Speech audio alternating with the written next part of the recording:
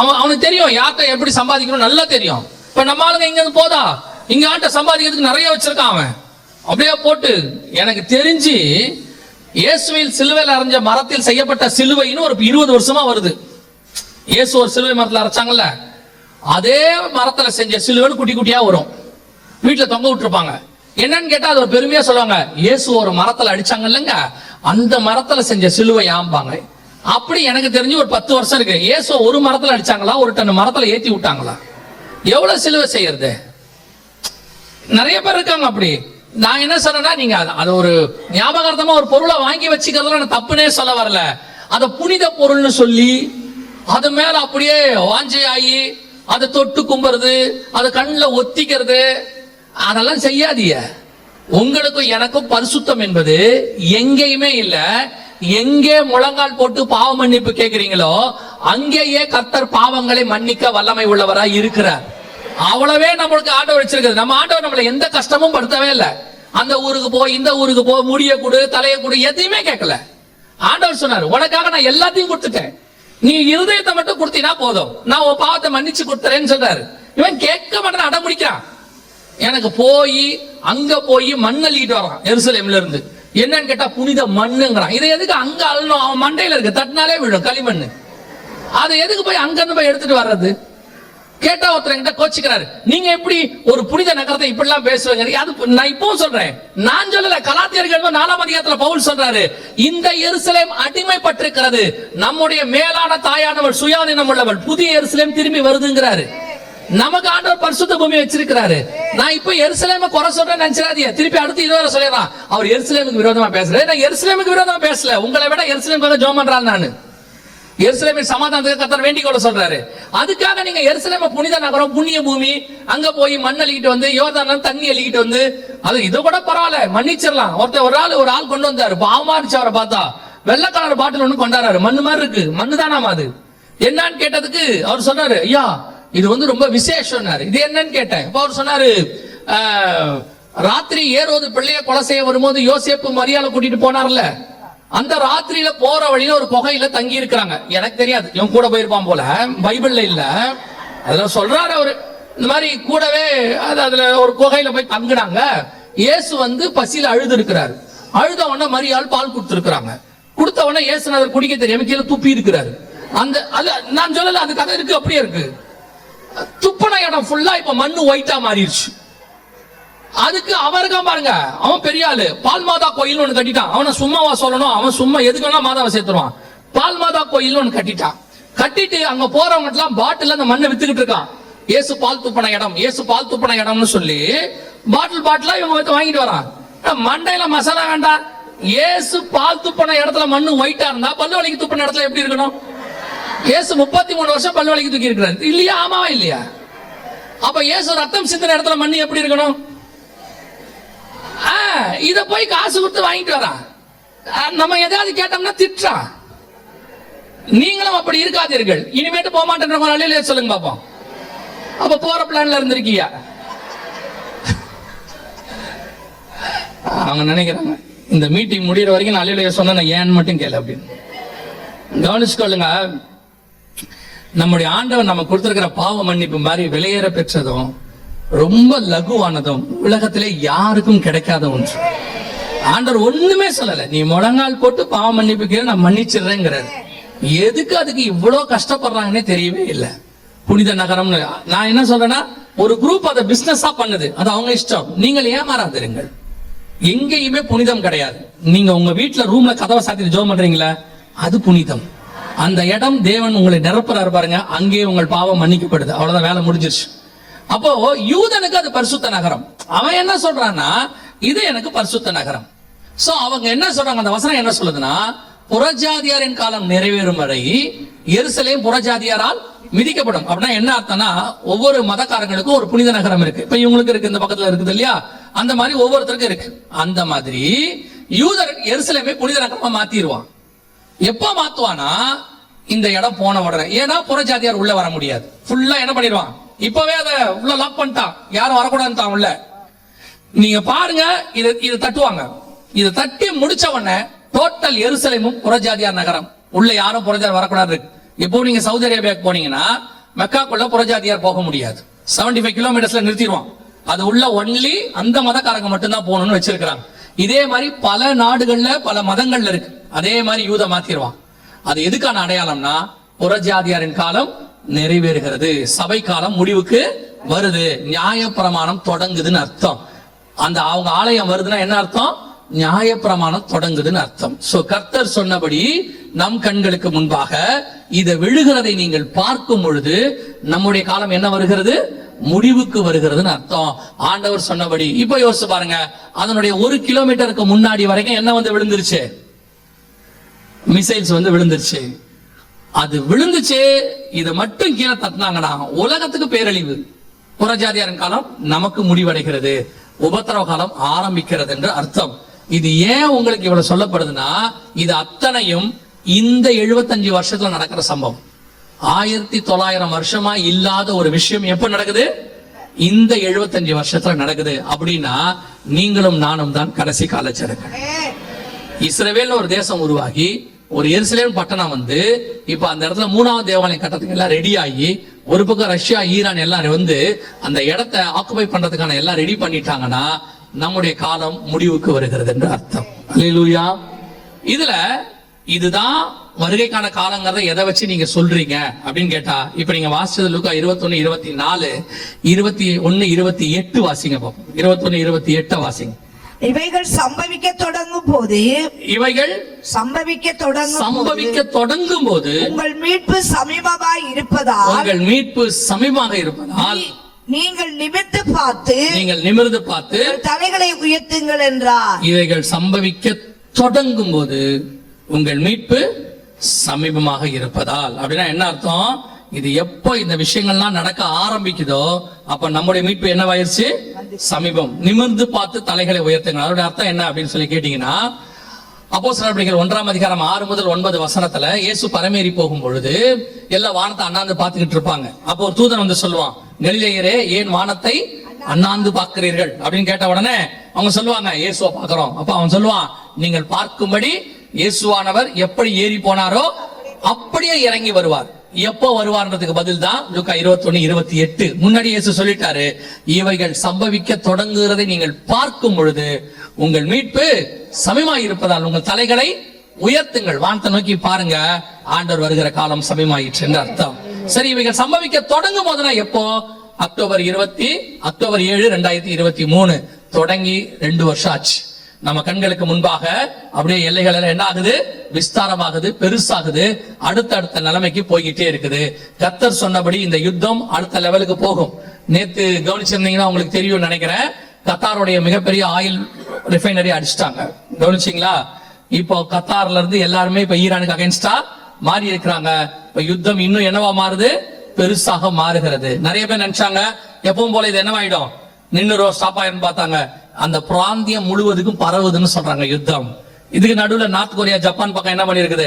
ஒரு மிசைல் ஒன்று அடிச்சிருக்கிறான். சோ நீங்கள் பார்க்கும்படி 3ஆம் உலக யுத்தம் நம் கண்களுக்கு முன்பாக பரவ தொடங்கி இருக்கிறது. அதுதான் இந்த யுத்தமா? எசேக்கியேல் 38, 39 இந்த யுத்தம் தானா அப்படின்னு கேட்டீங்கன்னா, என்னை பொறுத்த வரைக்கும் பர்சனல் ஒப்பீனியன், இது ப்ராஃபஸி கிடையாது, பர்சனல் ஒப்பீனியன். அந்த யுத்தத்தில் நாம் இருக்கிறோம். We are in 38, 39 chapter of Ezekiel. ஆனால் இன்னும் ஒரே ஒரு கன்ஃபர்மேஷன் நமக்கு தேவைப்படுது. அந்த கன்ஃபர்மேஷனும் தூரத்துல மேகமா தெரியுது. யாருன்னா ரஷ்யா வர்றது. தூரத்துல ரஷ்யா வர்றது தெரியுது. அவன் டைரக்டா உள்ள இறங்கி ஒரு அணுகுண்டையோ ஒரு ஆயுதத்தை ஏதோ ஒண்ணு அடிக்க தொடங்கினானா நீங்க அஷ்யூர் பண்ணிடலாம், எசேக்கியேல் 38, 39 ஸ்டார்ட் ஆன மிக முக்கியமான இடத்துக்கு வந்து சேர்ந்துருச்சு அப்படின்னு அர்த்தம். சோ வேதம் சொன்னபடி இத்தனை காரியங்களும் அடுத்தடுத்து நடக்குது. சரி, எசேக்கியேல் புஸ்தகம் 38, 39 இன்னையிலிருந்து 2500 வருஷத்துக்கு முன்பாக எழுதப்பட்டதான ஒரு புஸ்தகம். அந்த புஸ்தகத்துல இன்னைக்கு உள்ள டெக்னாலஜி, இப்போ உள்ள டெக்னாலஜி, இன்னைக்கு யுத்தம் எப்படி நடக்கும்? அவங்க காலத்துல 2500 வருஷத்துக்கு முன்னாடி அம்பு விடுவாங்க, ஒரு ஆள் குத்தி சாவாரு, அவ்வளவுதான் நடக்கும். மிஞ்சி போச்சுன்னா ஒரு நெருப்பு பந்து தூக்கி போடுவாங்க, அவ்வளவுதான் நடக்கும். இது தவிர வேற ஒன்னும் யுத்தத்துக்கு வாய்ப்பே இல்ல. ஆனா இன்னைக்கு நம்ம நியூக்ளியர் வார் வரைக்கும் வந்துட்டோம் இல்லையா? நியூக்ளியர் வார் வரைக்கும் வந்துட்டோம். இதெல்லாமே இருக்குமா அப்படின்னு கேட்டீங்கன்னா, இப்ப அதுக்கான ப்ரூஃப் தான் நம்ம பார்க்க போறோம். எவ்வளவு ஒரு நம்முடைய வேதம் எவ்வளவு மகத்துவம் நீங்க தெரிஞ்சுக்கிறதுக்காக கடைசியா என்ன செய்யணுங்கிறத நான் சொல்லி முடிச்சிடறேன். இது நடக்குமா அப்படின்னு கேட்டீங்கன்னா வாசிங்க, எசேக்கியேல் புஸ்தகம் 39ஆம் அதிகாரம் 15வது வசனத்தை ஃபர்ஸ்ட் வாசிங்க. தேசத்தில் சுற்றித் திரிவார்கள், திரிந்து கொண்டிருப்பார்கள். யாராவது ஒருவன், தெளிவா வாசிங்க. தேசத்தில் சுற்றித் திரிகிறவர்கள் திரிந்து கொண்டிருப்பார்கள். யாராவது ஒருவன் மனுஷனின் எலும்பை காணும் போது புதைக்கிறவர்கள் அதை ஆமோன் கோகுடைய பள்ளத்தாக்கிலே புதைக்க மட்டும் அதன் அண்டையில் ஒரு அடையாளத்தை நாட்டுவான். எதுக்காக? ஒரு எலும்பை பார்த்தா அது மேல ஒரு மார்க் போட்டு அதை புதைக்கிற வரைக்கும் அதை கவனிச்சுட்டு இருப்பானா. ஒரு சின்ன எலும்பை பார்த்தா கூட அந்த எலும்பை புதைச்சாச்சா அப்படின்னு அது மேல என்ன பண்ணுவாங்களாம், ஒரு மார்க் போடுவாங்களாம். யோசிச்சு பாருங்க, இப்ப இல்ல, ஒரு 100 வருஷத்துக்கு முன்னாடி யுத்தம் நடந்தா கூட, first world war, second world war கூட இதெல்லாம் நடக்கல. First world war, second world வார்ல செத்து போனவங்க பாடி எடுத்து புதைச்சாங்க. மத்தபடி நார்மல் தான். அந்த எலும்பு பார்த்தா கூட புதைக்கணும் அப்படிங்கறதான ஒரு இம்பார்ட்டன்ஸ், அதன் அண்டையில் ஒரு அடையாளத்தை நாட்டுவான் அப்படின்னு. இது ஏன் செய்யறாங்க? இந்த ஒரு அடையாளத்தை ஏன் அதுல போடுறாங்க? என்ன காரணம்? ரெண்டாவது, இதோட கம்பைன் பண்ண இன்னொரு வசனம் அதுலயே வாசிங்க. 11வது வசனத்தை வாசிங்க. அந்நாளிலே இஸ்ரவேல் தேசத்திலே சமுத்திரத்துக்கும் கிழக்கே பிரயாணக்காரரின் பள்ளத்தாக்கை புதைக்கிற ஸ்தானமாக கோகுக்கு கொடுப்பேன். அதை வழிப்போக்கர் மூக்கை பொத்தி கொண்டு போக பண்ணும். எதனால? ஏன் மூக்க பொத்திட்டு போறாங்க? பொதுவா நம்மளை பொறுத்த வரைக்கும் எரிக்கிற இடத்துல மூக்க பொத்துவாங்க. ஏன்னா அங்க புகை வரும், அதே நேரத்துல ஸ்மெல் வரும், அதனால என்ன பண்ணுவாங்க, மூக்க பொத்துவாங்க. ஆனா புதைக்கிற இடத்துல மூக்க பொத்துவாங்களா? புதைக்கிற இடத்துல ஏதாவது மூக்க பொத்துவாங்களா அப்படின்னு கேட்டா, பொதுவா புதைக்கிற இடத்துல மூக்க என்ன செய்ய மாட்டோம், பொத்த மாட்டோம். நம்ம எல்லாம் எத்தனையோ அடக்காரதனைக்கு போறோம், யாருமே என்ன செய்ய மாட்டோம், மூக்க பொத்த மாட்டோம். ஆனால் ஒரு 5 வருஷத்துக்கு முன்னாடி ஒரு சம்பவம் நடந்துச்சு. இப்போ அதோட கம்பேர் பண்ணி உங்களை பாருங்க, உங்களுக்கு ஈஸியா புரியும். ஒரு 5 வருஷத்துக்கு முன்னாடி ஒரு சம்பவம் நடந்துச்சு. உலகம் முழுவதும் யார புதைச்சாலும் புதைக்கிறவங்க மூக்க பொத்திக்கிட்டு தான் புதைச்சாங்க. எப்போ? கொரோனா நேரத்துல. எதனால மூக்க பொத்துனாங்க? அதுல உள்ள கிருமி நமக்கு என்ன செஞ்சிடக்கூடாது, நமக்குள்ள பரவிடக்கூடாதுன்றதுனால புதைக்கிறவங்களும் சரி, அது வழியா போறவங்களும் சரி, ட்ரெஸ்பாசஸ் ரோட்ல போறவங்களும் சரி என்ன போட்டிருந்தாங்க, மாஸ்க். வழிபோக்கர் மூக்கை பொத்தி கொண்டு போக பண்ணும். அத்தனை பேரும் மாஸ்க் போட்டிருக்கிறான். ஏன் மூக்க பொத்திட்டு போறா அப்படின்னா, புதைக்கிறவங்க கிட்ட இருந்து ஒரு வாசனை உங்களுக்கு வராது. வசனம் தெளிவா எழுதுது, புதைக்கிற மட்டும். இங்க எரிக்கல. புதைக்கிறவன் ஏன் மூக்க பொத்திக்கிறான்? இது வரைக்கும் புதைக்கிறவன் மூக்க பொத்தி கொரோனாக்கு முன்னாடி வரைக்கும் நம்ம பார்த்ததே கிடையாது. நம்ம ஜெனரேஷன்ல நம்ம என்ன செஞ்சதுல பார்த்தது இல்ல. ஆனா கொரோனா பீரியட்ல புதைக்கிறவர்கள் மூக்கை பொத்தி கொண்டு போகிறதை நாம் பார்த்தோம். இப்படி இருக்கும். இதான் மாஸ்க். இதுக்கு பேரு நியூக்ளியர் மாஸ்க்னு பேரு. நீங்க போட்ட மாஸ்க் இல்ல, அது மாஸ்கே கிடையாது. அது விட்டுருங்க. நீங்க ஒரு துணியில தானே மாஸ்க் போட்டிருப்பீங்க, ஒரு ப்ளூ கலர்ல. ஆமா தானே? அந்த மாஸ்க் உங்களை காப்பாத்திச்சிங்க நம்புனீங்க பாருங்க. அதான் இருக்கிறதுலே பெரிய நம்பிக்கை. உங்கள் விசுவாசம் இருக்குல்ல, அதுலதான் உங்க விசுவாசம் பெருசு இல்லையா? அதுல நீங்க எல்லாம் எப்படி போட்டீங்கன்னு தெரியாது. எங்க ஊர் மக்கள் அதுலயும் அட்வான்ஸ்டு. எப்பவுமே மாஸ்க் இங்கதான் இருக்கும் எங்க ஊர்ல. நீங்க எல்லாம் கரெக்டா ரூல்ஸ் ஃபாலோ பண்றீங்கல்ல, நாங்கெல்லாம் கொஞ்சம் ரூல்ஸ் நல்லா ஃபாலோ பண்ற ஆட்கள். மாஸ்க் இங்கே தான் இருக்கும். போலீஸ்கார பார்த்தோன்னே இழுத்து மேல விடுவான். அப்படி அவர் போனோடனே, ஏன்னா இவனுக்கு மூச்சு முட்டோம், இவனால போட முடியாது, வேற வழியே இல்ல.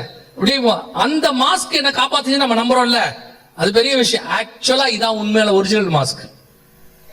இந்திய பணத்திலேயே அது 18,000 இந்த மாஸ்க். இதான் நியூக்ளியர் மாஸ்க்னு சொல்லுவாங்க. இந்த மாஸ்க் தான் அவங்க போட்டுக்கிட்டு இருப்பாங்க எல்லா இடத்திலும். இஸ்ரேல் வீட்டுக்கு போனீங்கன்னா, வீட்டுல 4 பேரு 6 பேரு 8 பேர்னா அத்தனை பேருக்கும் ஒரு மாஸ்க் வீட்டுல ரெடியா இருக்கும். எப்பவும் அவங்க வீட்டுல எப்பவும் ஒரு மாஸ்க். அது அவங்க வீட்டுல இப்ப நம்ம வீட்டுல ஃபேன் இருக்கிற மாதிரி, ஏசி இருக்கிற மாதிரி, அவங்க வீட்டுல மாஸ்க்ங்கிறது என்னது ஒரு விஷயம். அது இருக்கும், அப்படியே இருக்கும். ஏன்னா அவங்களுக்கு சின்ன வயசுல இருந்து சொல்லி கொடுத்தே வளருவாங்க. திடீர்னு யாராவது குண்டு போட்டா கண்டிப்பா அதுல என்ன இருக்கும், ரசாயன குண்டு ஒண்ணு இருக்கும். இப்ப லெபனான் மேல ஒயிட் பாஸ்பரஸ் குண்டு போட்டிருக்கிறான், நீங்க பாத்திருப்பீங்கன்னு நினைக்கிறேன். இஸ்ரேல் போட்டிருக்குது. அதே மாதிரி இப்ப குண்டுகள் வரும். சரி, இப்ப இதெல்லாம் நியூக்ளியர் தான் எப்படி கன்ஃபார்மா சொல்றீங்க அப்படின்னு கேட்டா, இன்னும் ஒரு வசனம் வாசிங்க. சகரியாவின் புஸ்தகம் 14ஆம் அதிகாரம் 12வது வசனத்தை வாசி. சகரியா 14:12 வாசிங்க.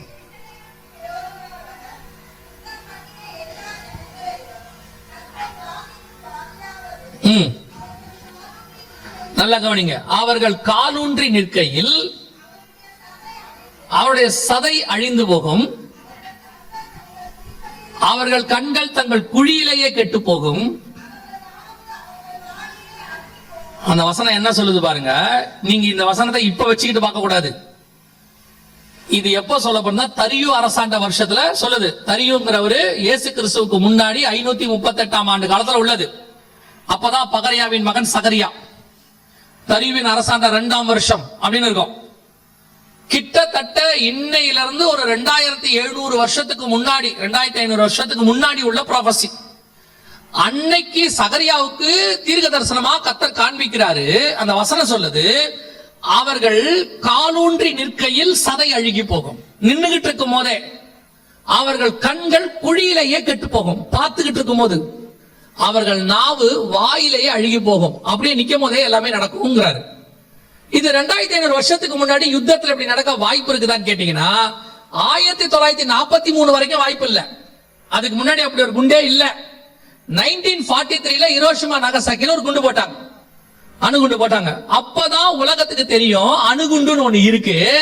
அது ஒரு குண்டு ஒரு ஊரையே என்ன பண்ணிடும், அழிச்சிரும். ஜனங்கள் எரிஞ்சிருவாங்க, ஜனங்க அப்படியே எரிஞ்சு பசுமாகிருவாங்க. ஆனா இப்ப இருக்கிறது அட்டாமிக் இல்ல, இப்ப இருக்கிறது நியூக்ளியர்.